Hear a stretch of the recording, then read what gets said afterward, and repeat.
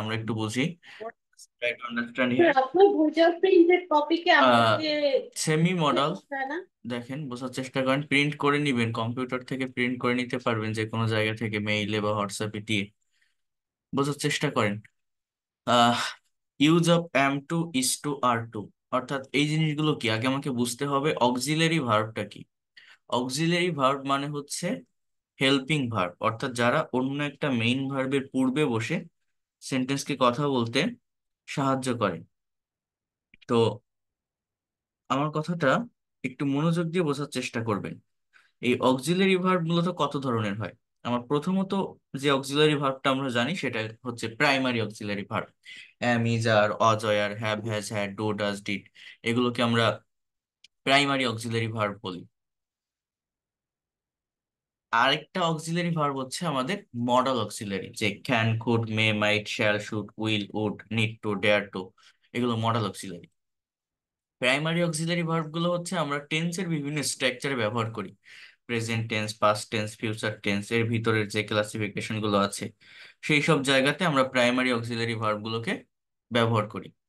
আর modal auxiliary verb যেটা আমাদের আছে, এই মডাল অক্সিলারি ভার্বটা এরা নিজেরাই আলাদা ধরনের, আলাদা ক্যাটাগরির সেন্টেন্স ক্রিয়েট করে, এটা আমি আপনাদেরকে বলছি।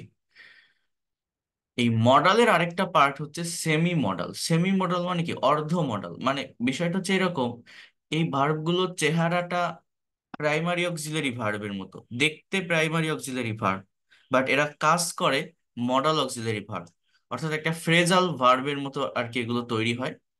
যেমন দেখেন, M2:R2, এম ইজ আর আছে, অর্থাৎ প্রাইমারি অক্সিলারি, কিন্তু এর সঙ্গে একটা করে টু যুক্ত করা, অর্থাৎ দেখা যায় প্রাইমারি অক্সিলারির মতো। এগুলো one kinds of phrasal verb, to যুক্ত করা, বাট এটা কাজ করে মডাল ভার্বের মতো। মানে কি, মডাল অক্সিলারি ভার্বের পরে যেমন মেইন ভার্বের প্রেজেন্ট ফর্মটা বসে, এই ভার্বগুলো যখন আপনি সেন্টেন্সে ইউজ করবেন, এদের পরে যে মেইন ভার্ব বলবে, মেইন ভার্ব বা ফাইনাইট ভার্ব ছাড়া কিন্তু ইংলিশে কোনো সেন্টেন্স হয় না। তো সে মেইন ভার্বটা আপনার অলওয়েজ প্রেজেন্ট ফর্মে থাকবে, অর্থাৎ দেখা যায় প্রাইমারি অক্সিলারির মতো, কাজ করে মডাল অক্সিলারির মতো। এই ভার্বগুলোকেই মূলত বলা হয় সেমি মডাল অক্সিলারি ভার্ব, বা এটাকে বলা হয় সুডো মডাল। তো দেখেন, ইউজ অফ M2:R2, এই ভার্বটা কোন ধরনের সেন্স দেয়, বা এই ভার্বটার ডেফিনেশনটা মূলত কি? সাবজেক্টকে বর্তমানে স্বাভাবিকভাবে কোনো কিছু করতে হয়, অর্থাৎ ক্রিয়ার সঙ্গে তে হয় যুক্ত থাকলে সে ধরনের বাক্যকে ইংরেজি করার জন্য আমরা এই M2:R2 ব্যবহার করি।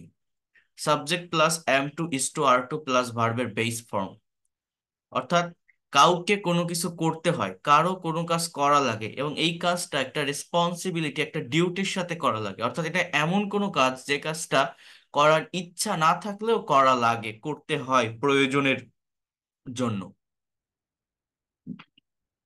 যেমন মুক্তাকে প্রত্যহ রান্না করতে হয়, Mukta is to cook rice daily. রান্না না করতে চাইলেও করতে হয়, করা লাগে পরিবারের জন্য।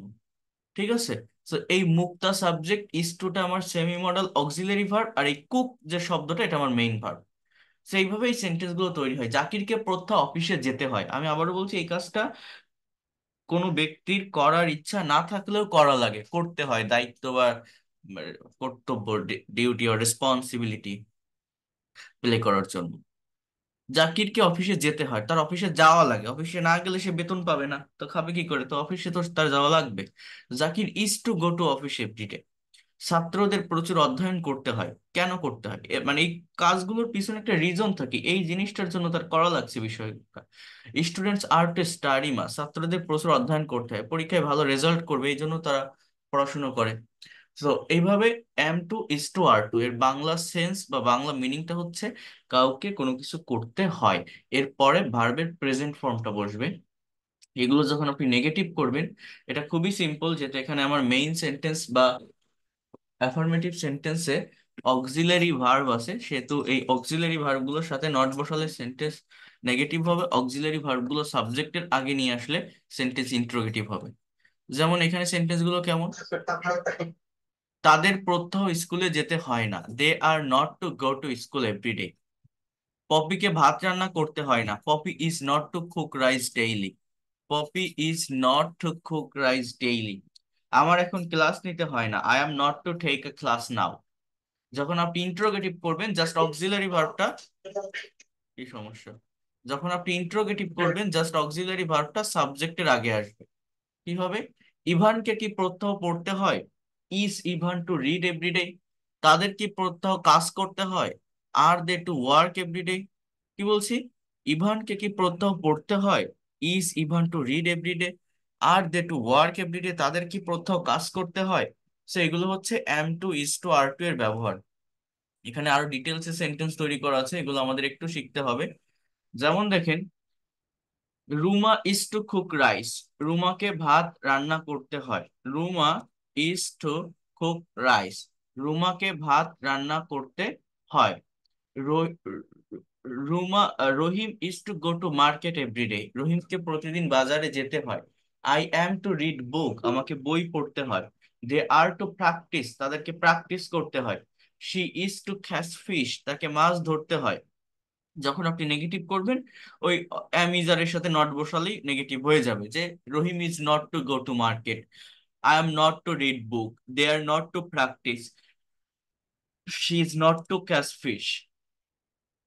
এরপর দেখেন, ইন্টারোগেটিভটা কি, জাস্ট অক্সিলারি ভার্বটাকে আপনি যদি সাবজেক্টের আগে নিয়ে আসেন তাহলে আপনার ইন্টারোগেটিভ সেন্টেন্স তৈরি হয়ে যায়। যেমন, is Ruma to cook rice? Is Rahim to go to school, go to market? Am I to read book? They are to practice? তাহলে are they to practice? Is she to catch fish? তাকে কি মাছ ধরতে হয়? অর্থাৎ আমরা সবগুলো সেন্টেন্স বাংলা না দেখে যদি একটু করার চেষ্টা করি, একটু আপনারা দেখেন তো পারেন কিনা। যেমন এখানে যে সেন্টেন্স গুলো আছে, জাস্ট ওয়েট আ মিনিট, দেখাচ্ছি। দেখেন এইখানে কিছু সেন্টেন্স আছে, অর্থাৎ একটা অ্যাফার্মেটিভ সেন্টেন্স, একটা নেগেটিভ সেন্টেন্স, একটা interrogative, negative interrogative, double US word plus interrogative or negative interrogative. এইগুলো যদি আপনি করতে পারেন তাহলে এই জায়গাটা ক্লিয়ার হয়ে যাবে। আপনার নিজেরা এবার ভাববেন যে এই জায়গাগুলো আপনি অ্যাকচুয়াল বাংলা মিনিং, আবার বলছি অ্যাকচুয়াল বাংলা মিনিং আমাকে বের করা শিখতে হবে। অ্যাকচুয়াল বাংলা মিনিংটা আপনি বের করতে পারেন কিনা। যেমন, she is to cook rice. তাকে ভাত রান্না করতে হয়। She is not to cook rice. তাকে ভাত রান্না করতে হয় না। Is she to cook rice? তাকে কি ভাত রান্না করতে হয়? তাকে কি ভাত রান্না করতে হয়? Isn't she to cook rice? তাকে কি ভাত রান্না করতে হয় না? Y isn't she to cook rice? তাকে কেন ভাত রান্না করতে হয় না? তাকে কেন ভাত রান্না করতে হয় না? Where is she to cook rice? তাকে কোথায় ভাত রান্না করতে হয়? When is she to cook rice? তাকে কখন ভাত রান্না করতে হয়? You are to read a book. তোমাকে একটা বই পড়তে হয়, বাংলাটা কি? তোমাকে একটা বই পড়তে হয়। You are to read a book. Then, you are not to read a book. তোমাকে বই পড়তে হয় না। Are you to read a book? তোমাকে কি বই পড়তে হয়? Aren't you to read a book? Why are you to read a book? Why aren't you to read a book? How are you to read a book? And when aren't you to read a book? Okay, so আপনারা নিজেরা মিনিংটা বের করতে পারবেন? আমাকে বলেন, কে কে পারবেন সবগুলো সেন্টেন্স পড়ে অ্যাকচুয়াল বাংলা অর্থটা বের করতে হবে। আমি পারবো স্যার। জি পারবো sir.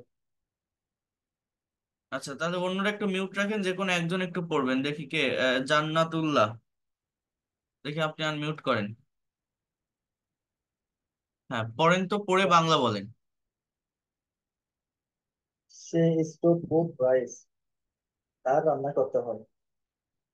He is not to cook rice. তার রান্না করতে হয় না। Is he two cook rice? তার কি রান্না করতে হয়? Isn't say two cook rice? তার কি রান্না করতে হয় না? Isn't two cook rice? কেন তার রান্না করতে হয় না? তার ইজ তার is he two cook rice? তার কোথায় রান্না করতে হয়? হয়েন is হয়েন is to cook rice? তার কখন তাকে রান্না করতে হয়? তোমার তো বুক, তোমার বই পড়তে হয়। বই পড়তে হয় কি?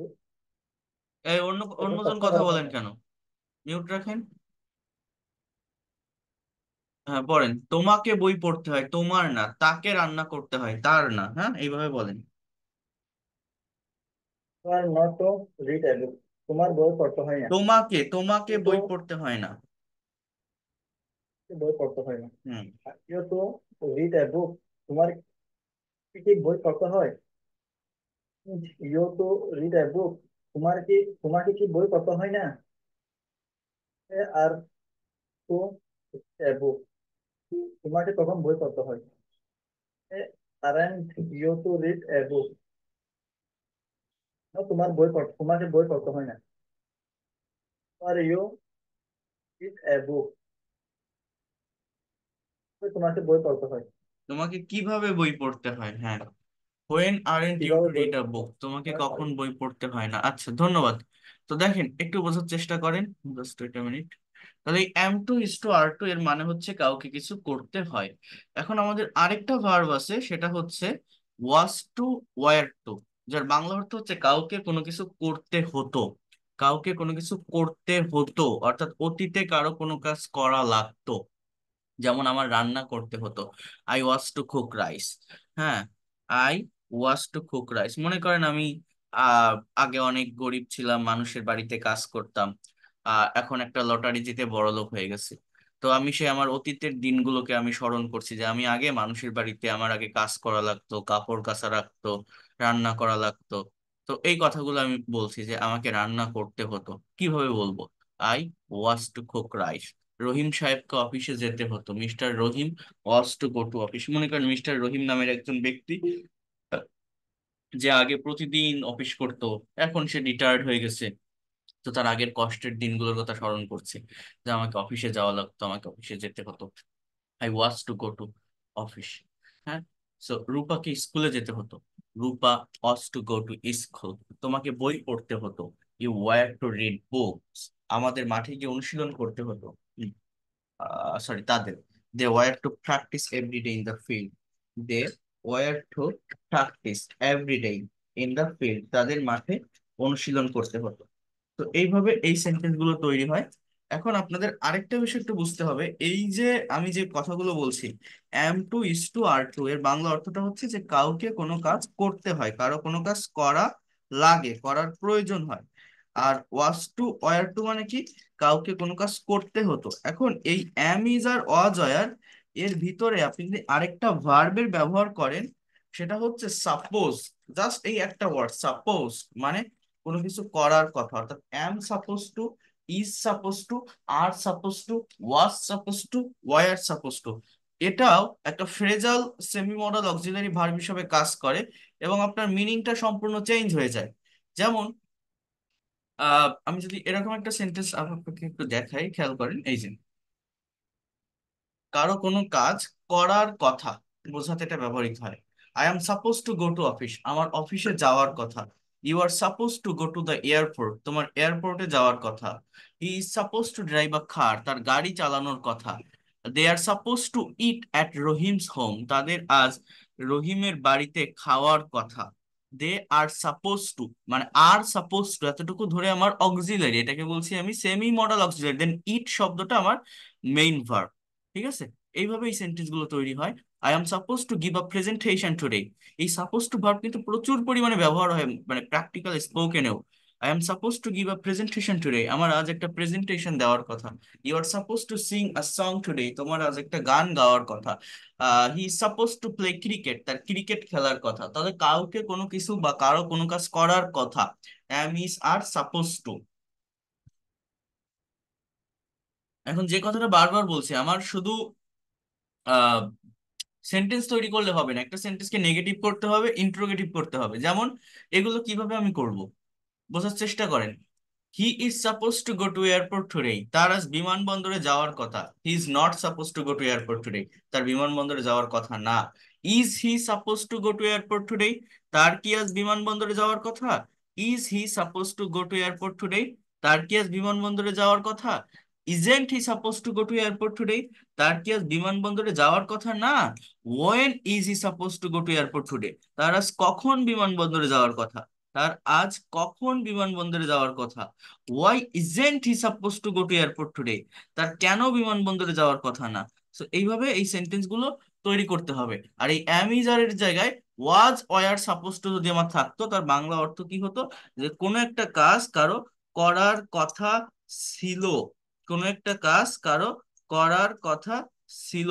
কথাটা বুঝবেন। যেমন কি, I was suppose to go to airport today. আমার বিমানবন্দরে যাওয়ার কথা ছিল। আমার বিমানবন্দরে যাওয়ার কথা ছিল। I was suppose to go to airport today. আমার বিমানবন্দরে যাওয়ার কথা ছিল। I was suppose two catch fish today. আমার মাছ ধরার কথা ছিল। আমার মাছ ধরার কথা ছিল। I was suppose two catch fish today. I was suppose to drive a car today. আমার একটা গাড়ি চালানোর কথা ছিল। I was suppose to drive a car today. আমার আজ একটা গাড়ি চালানোর কথা ছিল। এরপর কি আছে দেখেন, বোঝার চেষ্টা করেন। এভাবে মানে এগুলোকেও আপনি ওই নেগেটিভ ইন্টারেক্টিভ এভাবে করতে পারবেন, ওয়াজ নট, ওয়ার নট, এভাবে ইউজ করে। ঠিক আছে? তাহলে আবারও স্মরণ রাখবেন, আগের গুলো কিন্তু ভুলে যাবেন না, কারণ এগুলো আমাদের একটার সঙ্গে আরেকটাকে কম্পেয়ার করে করে পড়তে হয়। তাহলে সব থেকে বেশি অ্যাপ্লাই করা যায় প্র্যাকটিক্যালি। প্রথমত কি বললাম, কাউকে কোনো কাজ করতে হয়, am2 is to r2 + d1।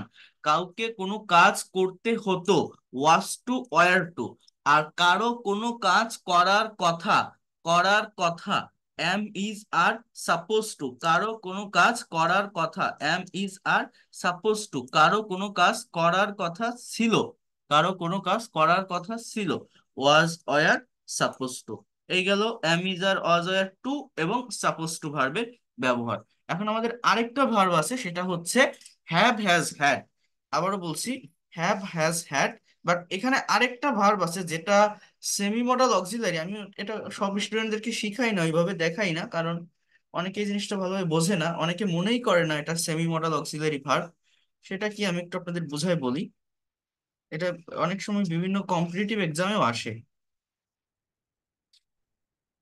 আমি দেখাচ্ছি, একটা minute.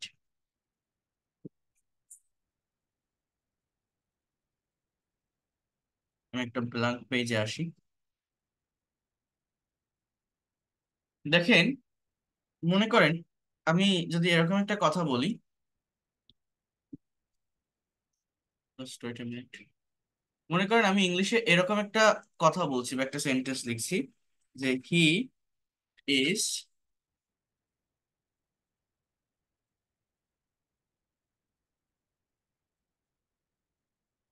Going to shop.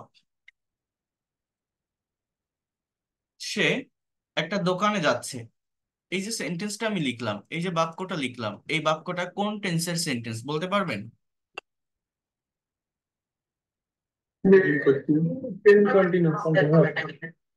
Present, present continuous, present continuous tense, তাই না? রাইট।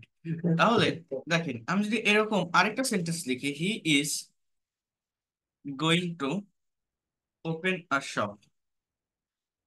এর বাংলা হচ্ছে, এর আগের সেন্টেন্সটার বাংলা হচ্ছে সে দোকানে যাচ্ছে, এবং পরের সেন্টেন্সটার বাংলা হচ্ছে সে একটা দোকান খুলতে যাচ্ছে। এই সেন্টেন্সটা কোন টেন্সে আছে? Present continuous. স্যার এটা পয়েন্ট টু ভার্ব হিসেবে আসলে perfect continuous.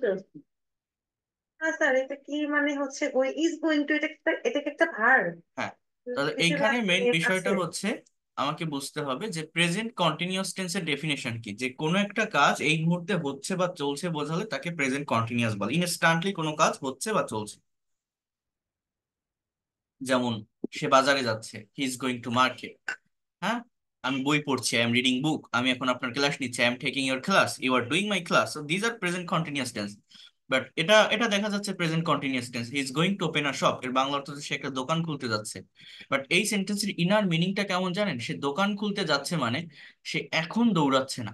Present continuous tense মানে কিন্তু ইনস্ট্যান্টলি কাজটা করছে, রাইট নাও কোনো কিছু হচ্ছে বা চলছে। এটা প্রেজেন্ট কন্টিনিউয়াস ডেফিনেশন। যেমন সে দোকানে যাচ্ছে, এখনই সে যাচ্ছে। বাট এই যে কথাটা, he is going to open a shop, সে একটা দোকান খুলতে যাচ্ছে, মানে হচ্ছে সে একটা দোকান লঞ্চ করতে যাচ্ছে, সে একটা দোকান চালু করতে যাচ্ছে। মানে হয়তো ইন ফিউচারে সে একটা দোকান খুলবে। আমার কথাটা কি বুঝতে পারছেন? এই জায়গাটাকে প্রেজেন্ট কন্টিনিউয়াস বলে না, এখানে আমার একটা মেইন ভার্ব আছে, সেটা হচ্ছে এই ওপেন। আর এই ইজ গোয়িং টু একসঙ্গে, এটাকে বলে একটা সেমি মডাল অক্সিলারি ভার্ব। এর এর এর ইনার মিনিংটা কিন্তু ডিফারেন্ট। ফিউচার একটা প্রবাবিলিটি বোঝায়, এবং এই মডাল সেমি মডালের কাজ কিন্তু এটাই, অ্যাবিলিটি, পসিবিলিটি, প্রবাবিলিটি এক্সপ্রেস করা। এটা তো আমি কোন টেন্সের আন্ডারে নিব? টেন্স হবে না তো, বলছি না মডাল ভার্বের সেন্টেন্স। তাহলে সে একটা সেমি মডালের সেন্টেন্স। তাহলে সে একটা দোকান খুলতে যাচ্ছে, হি is going to open a shop. আমার এখানে একটা ভার্ব আছে। মনে করেন আমি এখন আপনাদের ক্লাস নিব, আমি এরকম কথা বলি না যে now I am going to talk about on this topic, I am going to discuss on this topic. এই যে গোয়িং টু এর পরে টক বা ডিসকাস, এই যে আরেকটা ভার্বের ব্যবহার করা, এটা সেমি মডেলার সেন্টেন্স, যে আমি এখন এই বিষয় নিয়ে কথা বলতে যাচ্ছি, মানে বলবো। হ্যাঁ। তো মানে সিম্পলি প্রেজেন্ট কন্টিনিউয়াসই প্রেজেন্ট কন্টিনিউয়াসের ভিতর নেওয়া যায়, বাট একাধারে এটা আমার সেমি মডেল অক্সিলারি ভার্ব। এই ইজ গোয়িং টু এখানে মেইনলি একটা ফ্রেজাল অক্সিলারি কাজ করে, আর এরপরে একটা মেইন ভার্ব থাকে।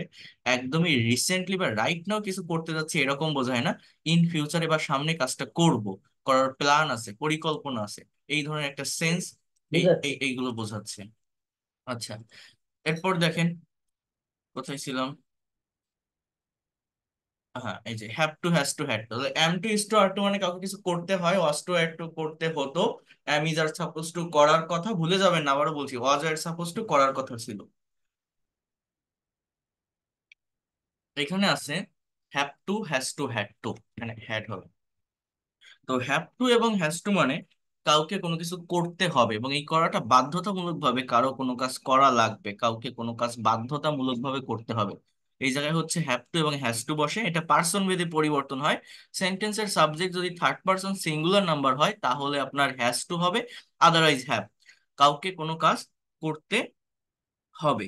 আর কাউকে কোনো কাজ করতে হয়েছিল, হয়েছিল, এই বিষয়টাকে মেনশন করার জন্য বা এই বিষয়টা বোঝানোর জন্য আমার ব্যবহার করতে হয় হ্যাড টু ভার্বের। কাউকে কোনো কাজ করতে হবে, হ্যাভ টু এবং হ্যাজ টু। কাউকে কোনো কাজ করতে হয়েছিল, হ্যাড টু, এই ভার্বটার ব্যবহার হবে। মনে রাখবেন, মনোযোগ দিয়ে কথাটা বোঝার চেষ্টা করেন। এবং এই সেন্টেন্স গুলো নেগেটিভ আর ইন্ট্রোগেটিভ যখন আপনি করবেন তখন কিন্তু ওই আমরা অনেকেই have not to, has not to দিয়ে করি, বাট এটা করা যায়, ভুল না, বাট মডার্ন গ্রামার অনুযায়ী আমার প্রায় মানে প্রেজেন্ট বা পাস্ট ইনডিফিনিট সেন্টেন্স গুলোকে যেভাবে নেগেটিভ বা ইন্ট্রোগেটিভ করতে হয় এখানে সেইভাবে করা উচিত। যেমনটা আমি আপনাদেরকে বলছিলাম ইউজ টু ভার্বের ব্যবহারের ক্ষেত্রে, যে আপনি ইউজ নট টু ব্যবহার করতে পারেন, বাট যদি ডিডেন্ট ইউজ টু ব্যবহার করেন সেটা বেশি অ্যাপ্রোপ্রিয়েট হয়, সেটা বেশি ভালো হয়। তো এখানেও বিষয়টা হচ্ছে ঠিক এরকম। তো দেখেন, একটু মনোযোগ দিয়ে বোঝার চেষ্টা করেন। আমাদের এই ভার্বটা দিয়ে আপনি যখন সেন্টেন্স তৈরি করবেন, ফার্স্ট অফ অল একটা সাবজেক্ট আপনার তো লাগবে, একটা সাবজেক্ট আপনার থাকবে। সাবজেক্টের পরে আপনি কি করবেন, আমার সেমি মডাল অক্সিলারি ভার্ব গুলোকে ইউজ করতে হবে। করলেন, সেমি মডাল অক্সিলারি ভার্ব গুলোকে সাবজেক্টের পরে ইউজ করলেন। তারপর আপনার কাজটা কি, মেইন যে ভার্ব, এই ভার্বটার উপর ফোকাস রাখবেন, মেইন ভার্বটা প্রেজেন্ট ফর্মে হবে। আরেকটা বিষয় মনে রাখতে হবে যে আমি যখন সাবজেক্টটা ব্যবহার করছি, আমার first person, second person, third person এগুলো আমি চিনতে পারছি কিনা। আমার subject third person singular number হলে কি হবে, ভার্বের সাথে এস বা ইএস যুক্ত হবে, সরি, মানে হ্যাভ এর পরিবর্তে হ্যাজ হবে এই জায়গাটা। I have to go there, আমার সেখানে যেতে হবে। He has to do the work, তাকে কাজটা করতে হবে। They have to read a book, তাদেরকে একটা বই পড়তে হবে। Mita has to come here at night, মিতাকে আজ রাতে এখানে আসতে হবে। Zakir has to catch fish, জাকিরকে মাছ ধরতে হবে। Ratan has to go to London, রতনকে লন্ডনে যেতে হবে। তাহলে মিতা, জাকির, হি, রতন এগুলো সাবজেক্ট থার্ড পার্সন, এই জন্য হ্যাজ বসছে। যখন আপনি নেগেটিভ করবেন, আমি আবার বলছি হ্যাভ নট বা হ্যাজ নট টু দিতে পারবেন, বাট এর থেকে বেটার হয় যদি আপনি ডোন্ট হ্যাভ, ডাজেন্ট হ্যাভ এর ব্যবহার করেন। সাবজেক্ট থার্ড পারসন সিঙ্গুলার নাম বলে ডাজ হবে ওই হ্যাজ এর পরিবর্তে, আর মেইন ভার্বটা তখন আমার হ্যাজ আর থাকবে না, ডাজেন্ট হ্যাভ হয়ে যায়। এটা আমি আপনাদের যখন বি ভার্বের ব্যবহার দেখিয়েছিলাম তখন আমি বলছিলাম, একটা সেন্টেন্স ছিল, আপনাদের কারো মনে আছে কিনা, যে it it has a red colour. আমার এই সেন্টেন্সটা নেগেটিভ কি বলছিলাম, it doesn't have a red colour. কেন হয়, কিভাবে হয়, এগুলো আমি বুঝাই বলছিলাম যে হ্যাজ থার্ড পারসন ফর্ম, ডাজও থার্ড পারসন ফর্ম, দুটো থার্ড পারসন ফর্ম বসবে না। আমি যখন ডাজ বসাবো ওই হ্যাজ এর প্রেজেন্ট ফর্ম হচ্ছে হ্যাভ, ওইটা হয়ে যাবে। এগুলো আমি বলছিলাম আপনাদের। তো দেখেন, আমার সেখানে যেতে হবে না, I have not to go there or I don't have to go there. আমাকে কাজটি করতে হবে না, I I have not to do the work, I don't have to do the work. জাকিরকে মাছ ধরতে হবে না, Zakir has not to catch fish or Zakir doesn't have to catch fish. রতনকে লন্ডনে যেতে হবে না, Ratan has not to go to London or Ratan doesn't have to go to London. Ratan has not to go to London or Ratan doesn't have to go to London, doesn't have to go to London. এরপর দেখেন, interrogative যখন করবেন, করিমকে কি আজ লন্ডনে যেতে হবে, does Karim have to go to London. তোমার কি এখন স্কুলে যেতে হবে, do you have to go to school now. রুমার কি আজ রাতে রান্না করতে হবে, does Ruma have to cook today, does Ruma have to cook today. রোমার কি আজ স্কুলে যেতে হবে না? Doesn't Ruma have to go to school today? Doesn't Ruma have to go to school today? রুমার কি স্কুলে যেতে হবে না? রুমার কি স্কুলে যেতে হবে না? তোমার কি আজ রাতে বই পড়তে হবে না? Don't you have to read book tonight? Don't you have to read book tonight? আর জাকিরের কি আজ মাছ ধরতে হবে না? Doesn't Zakir doesn't Zakir have to catch fish today? Doesn't Zakir have to catch fish today? জাকিরের কি মাছ ধরতে হবে না? Doesn't Zakir have to catch fish today? এরপর কি বলছে, just try to understand here. এরপর কি বলছে দেখেন, আমি যদি একটু সামনে যাই, জাস্ট কোন স্লাইডে ছিলাম, হ্যাঁ, আমি যদি একটু এগুলো দিয়ে ডিটেলসে দেখি, অর্থাৎ ডাব্লিউএইচ ওয়ার্ড শো সেন্টেন্সটা কিভাবে প্র্যাকটিস হচ্ছে দেখেন। You have to practice English everyday, তোমাকে প্রতিদিন ইংরেজি অনুশীলন করতে হবে। You don't have to practice English everyday, তোমাকে প্রতিদিন ইংরেজি অনুশীলন করতে হবে না। Do you have to practice English everyday, তোমার কি প্রতিদিন ইংরেজি অনুশীলন করতে হবে? তোমার কি প্রতিদিন ইংরেজি অনুশীলন করতে হবে? Don't you have to practice English everyday, তোমার কি প্রতিদিন ইংরেজি অনুশীলন করতে হবে না? হবে না। When do you have to practice English every day? কবে থেকে তোমার ইংরেজি অনুশীলন করতে হবে? Why do you have to practice English every day? কেন তোমাকে অনুশীলন করতে হবে? Ripon has to go to London, দেখেন সাবজেক্ট থার্ড পারসন হলে কি হচ্ছে, রিপনকে লন্ডনে যেতে হবে। Ripon doesn't have to go to London, রিপনকে লন্ডনে যেতে হবে না। Does Ripon have to go to London, রিপনকে কি লন্ডনে যেতে হবে? Doesn't Ripon have to go to London, রিপনকে কি লন্ডনে যেতে হবে না? Why does Ripon have to go to London, রিপনকে কেন লন্ডনে যেতে হবে? কেন লন্ডনে যেতে হবে? When does Ripon have to go to London, রিপনকে কখন লন্ডনে যেতে হবে? এরপর যখন আপনি হ্যাড টু ভার্বের ব্যবহার করবেন, এর বাংলা অর্থটা হচ্ছে কাউকে কোনো কাজ করতে হয়েছিল বোঝায়। যেমন subject plus had to plus V one, যখন আপনি নেগেটিভ বা ইন্ট্রোগেটিভ করবেন ডিডের ব্যবহার করবেন। আর ডিড পাস্ট ফর্মের ভার্ব, এটা মনে রাখবেন, আপনি যখন ডিডের ব্যবহার করবেন মেইন ভার্বটা আপনার প্রেজেন্ট ফর্মে চলে আসবে, পাস্ট ফর্মে থাকবে না। যেমন আমাকে লন্ডনে যেতে হয়েছিল, I had to go to London, I had to go to London, আমাকে লন্ডনে যেতে হয়েছিল। I didn't have to go to London, আমাকে লন্ডনে যেতে হয়নি।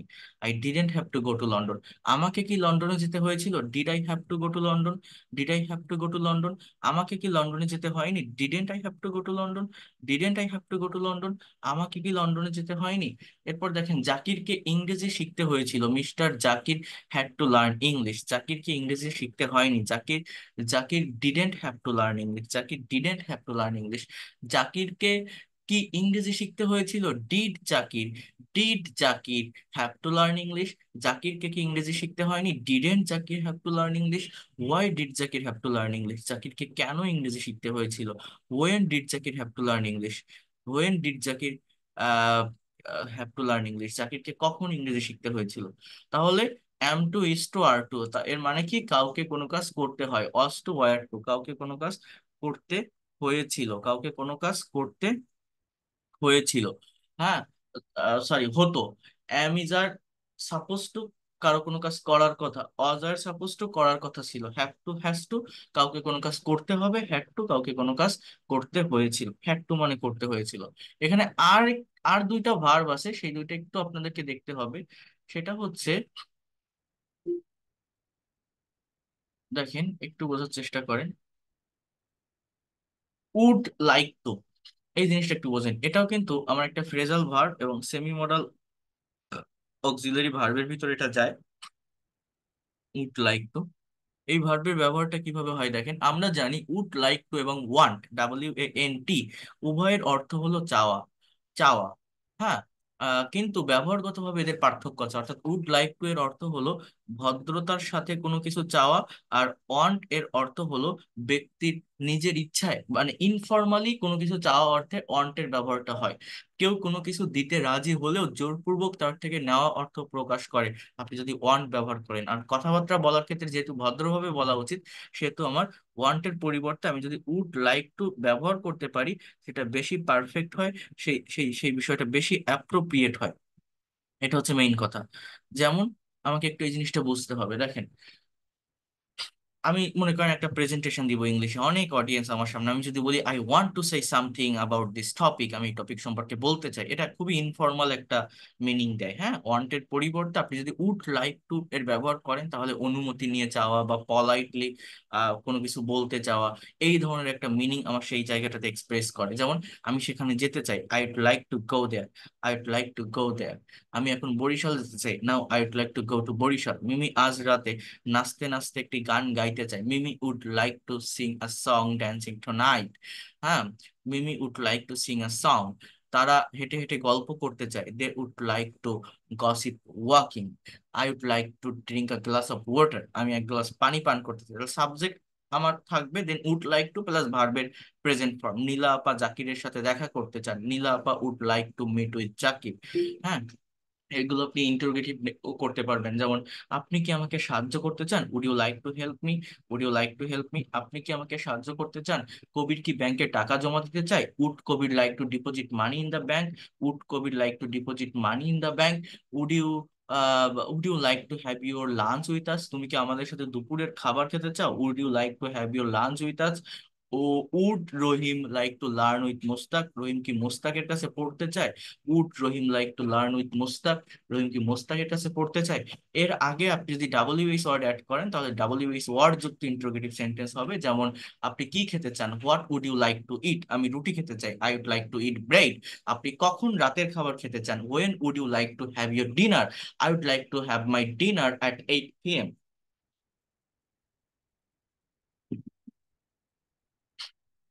জাকির কোথায় পড়তে চায়, where would Zakir like to study, where would Zakir like to study.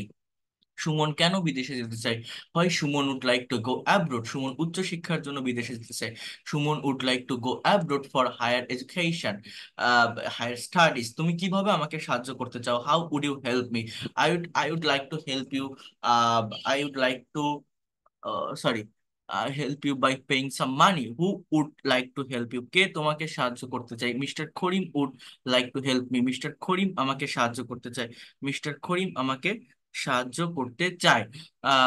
Hmm would you like to help, আপনি কাকে সাহায্য করতে চান, I would like to help my sister, আমি আমার বোনকে সাহায্য করতে চাই, I would like to help my sister, আমি আমার বোনকে সাহায্য করতে চাই। সো এইভাবে আমাদের সেন্টেন্স গুলো তৈরি করতে হবে। আপনারা একটু উড লাইক টু এর ব্যবহার করে সেন্টেন্স প্র্যাকটিসটা করে ফেলবেন। আপনারা এই কাজটা আগে করেন, একবারে সবকিছু দেখতে গেলে হবে না, তাহলে গুলিয়ে ফেলবেন। আমাদের একটু একটু করে এগোতে হবে। অর্থাৎ আমার এই জায়গাটা বুঝতে হবে যে modal verb, semi modal verb এবং টেন্স দিয়ে আমাদের যতগুলো সেন্টেন্স হচ্ছে সবগুলোকে আমি আলাদাভাবে ডিফাইন করতে পারছি কিনা। সবগুলো, অনেক সেন্টেন্সের মিনিং সেম হতে পারে। যেমন হি কুকস, শি কুকস রাইস, সে ভাত রান্না করে, she is to cook rice, তাকে ভাত রান্না করতে হয়। পার্থক্যটা কি, অ্যাজ ইউজুয়াল কেউ কোনো কাজ করে, শি কুকস রাইস, এটা present indefinite tense, she is to cook rice, তাকে রান্না করতে হয়, এটা সেমি মডেলের একটা সেন্টেন্স, তার করা লাগে। হ্যাঁ, বাধ্যবাধকতার সাথে কাজটা করতে হয়। এই পার্থক্যটা আমার বুঝতে হবে। আমার কিন্তু প্রত্যেকটা সেন্টেন্সের ডিফারেন্ট মিনিং, বাট অনেকগুলো স্ট্রাকচারের, টেন্সের সঙ্গে বলেন, সেমি মডেল মডেলে অনেকগুলো স্ট্রাকচারের একটু মানে ক্রাশ লাগে, মানে মনে হতে পারে যে সেম, এটা পরিবর্তে ওইটা যেটা করা যায়, বাট না, প্রত্যেকটারই একটু না একটু ডিফারেন্ট মিনিং আছে। ওই মিনিংটা আমাকে বুঝতে হবে প্র্যাকটিক্যাল সিচুয়েশনে, তাহলে আমরা এই ধরনের স্ট্রাকচার গুলোকে ভালোভাবে অ্যাপ্লাই করতে পারবো। এরপর দেখেন আরেকটা ভার্ব, সেটা হচ্ছে হ্যাড বেটার এবং উড র্যাদার। এই ভার্ব দুটোকে আমরা কিভাবে ব্যবহার করি, হ্যাড বেটার এবং উড র্যাদার। দেখেন, এই ভার্বটা হচ্ছে আমরা যখন একে অন্যের সঙ্গে কথা বলি, তখন একজন অন্যজনকে বিভিন্ন উপদেশ দিয়ে থাকি। যেমন তুমি বরং এই কাজটি করো, তুমি বরং আজ থাকো, তার বরং আজ যাওয়া ভালো, তুমি আজ নাই বা গেলে। তো এই যে কথাগুলো, হ্যাঁ, এই কথাগুলো বলতে গেলে আমরা had better plus verb plus object এটা ব্যবহার করতে পারি। যেমন তুমি বরং আজ থাকো, you had better stay today, you had better stay today. সুমনের বরং আজ লন্ডনে যাওয়া ভালো, Suman had better go to London today. করিমের বরং কাজটি করা উচিত, Karim had better do the work. পূর্বার বরং ঢাকা ইউনিভার্সিটিতে ভর্তি হওয়া ভালো, Purba had better get herself admitted into Dhaka university. তোমার বরং ডাক্তারের সাথে পরামর্শ করা উচিত, you had better consult with a doctor. আমরা বরং একটা ট্যাক্সি ভাড়া করি, we had better hire a taxi. তোমার বরং ডক্টর জাকির হোসেনের বইটি কেনা ভালো, you had better buy a book of Zakir Hossain. হ্যাঁ, তাহলে কারো কোনো কাজ করা উচিত। আর খুবই সিম্পল, এই হ্যাড বেটারের পরিবর্তে আপনি ওইটা কি ছিল, উড রেদার, উড রেদার আপনি ইউজ করতে পারেন, কোনো মানে মিনিং এর কোনো চেঞ্জ হয় না এই জায়গাটাতে, এই জায়গাটাতে আপনি একটার পরিবর্তে আরেকটা ব্যবহার করতে পারেন। তো এরপর দেখেন, বোঝার চেষ্টা করেন। তো এটা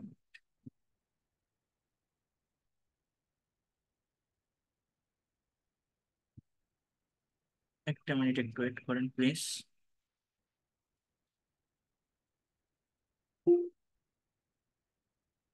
তাহলে এখানে হ্যাড বেটারের পরিবর্তে আপনি উড রাদারের ব্যবহারটা করতে পারেন।